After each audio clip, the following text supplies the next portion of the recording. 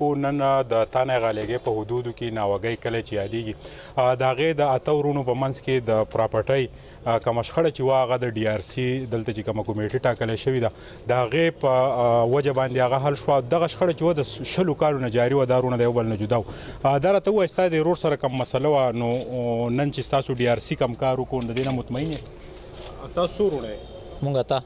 او 20 کاله وران وی؟ 20 کاله جی. بچي هم د یو بل سره وران؟ نه به داسې بتلو راتلو خو لکه صحیح دغه نه، یو بل ته به ښه سترګه نه کتل. بالکل. نن چې ستاسو د ډي آر سي دا دغه وشوه ستاسو څه خرچه ستاسو پکې څه تاوان شوی؟ نه جی هېڅ هم نه شي. مطمئن یې؟ بالکل مطمئن. ایس ډي پی او ساجد ممتاز را سره موجود دی. دا راته ووایه ډي سي پي صاحب چې کومه دا تنازعه وه د 20 کالو نو که دا عدالت ته دوی تلل د دوی به بیا وکیل د دې دپاره نیوه، د دې دپاره به د دوی د درخواستونو یو لوی پروسس به و. نو تاسو څه ګڼئ زموږ په سکرین یې یا داسې وړې وړې شخړې نو هغه د ډي آر سي دا فورم چې دی دوی دپاره څه طریقه چې دی دې ته اکسس حاصلولی شي؟ بسم الله الرحمن الرحیم. دوی ملګرو سره چې زما خبرې اترې وشوې زما د ذهن کې راځي چې دا شی ډي آر سي ته مارک کړی ما و او د هغې نه مخکې د دوی ډېر درخواستونه او ډېرې خبرې اترې شوي دي اے سی دفتر کې او زمونږ په دفتر کې په تاڼو کې ایون یو ټایم پکې زما خیال دی چې د 107 نوبت هم راغلی و.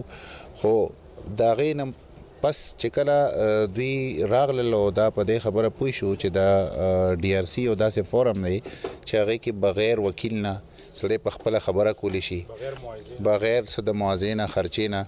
نو دوی ډېر خوشحال شو، متفق شو، دوی وی چې بس دغه ځای کې زموږ دا فیصله چې وشي نو ښه ده.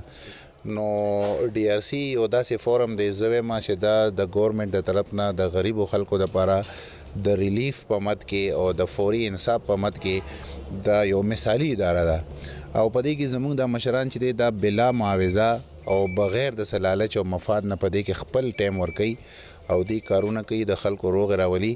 نو زه به دا خلکو ته ریکویسټ وکړم چې تاسو خپلې مسلې او خپلې شخړې چې دی هغه دلته راوړئ چې هغه تاسو ته په اسانه طریقه باندې او بغیر د څه خرچ لګاه نه چې دی هغه حل شي. چیرمن ډي آر سی سره موجود دی. امیرزیب خان دا راته ووایه چې نننۍ کومه روغه یا د دې نه مخکې تاسو څه کړي دي نو د 20 کالو دا شخړه حل کېدل دې ته په کم نظر ګورئ یا د سب ډویژن چې کومې نورې مسلې دي هغه به څنګه ځان ته رابلی او دغه کردار به پکې لوبوي؟ بسم الله الرحمن الرحیم.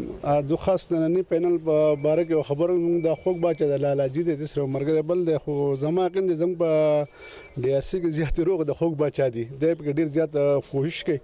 بل ډي سي پي صاحب چې کله راغلی نو دغه چې درخواست ته لاړ شي نو قانون ته نه مار کوي، قانون کار کوشش دغه دی چې دغه ته وکړي ډي آر سی ته مار کوي چې دی روغ راشي.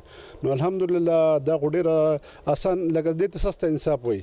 د عدالتونو د دې نه منډه تړنه د مشي په دې هفته کې دنګ د مرګرو تقریبا د ان شاء الله دوه دا وکړي ورسته ان شاء الله وشند شپږ دغه ته هم وایي چې څه خلک یې هغه ځان له نشه کوي، سکون ورته میلاویږي، څه نور اکټیویټیز کوي، څه سیاست کوي. زما په خیال تاسو یا ستاسو د ملګري چې دي دا چې روغ وکړي تاسو ته سکون میلاوي. یاره زموږ د مرګرو ټول دغه یو خبره چې په کوم ورځ دی روغ ونه کې نه دی بیا خپزې دي زنه روټول هم خورانه او چې کوم ورځ روغ ډیر خوشاله ډیر په طبيعت کې لکه موږ ته پته ده. جهان ولناجي بالکل د ډي آر سي کردار چې دی هغه دستور غون تخکار دی او دلته د 20 کالو دا شخړه چې اترونه د یو بل نه جدا او د پراپرټۍ په حواله چې کم لینډ او پاغه کې مشکلات او چا پکې کوټلې ګام نو پورته کړي دغه روغه چې د ډي آر سي په کوششونو باندې وشو او دلته کې چې کم د اس ډي پی او خبري مخې ته رالي هغه وایي چې دغه علاقه کې وړې وړې مسلې تاسو د ډي آر سي فورم ته راوړی او دا حل کړي. د کیمرامین عزت حسین سره سهیل باچا غالیګي سوات.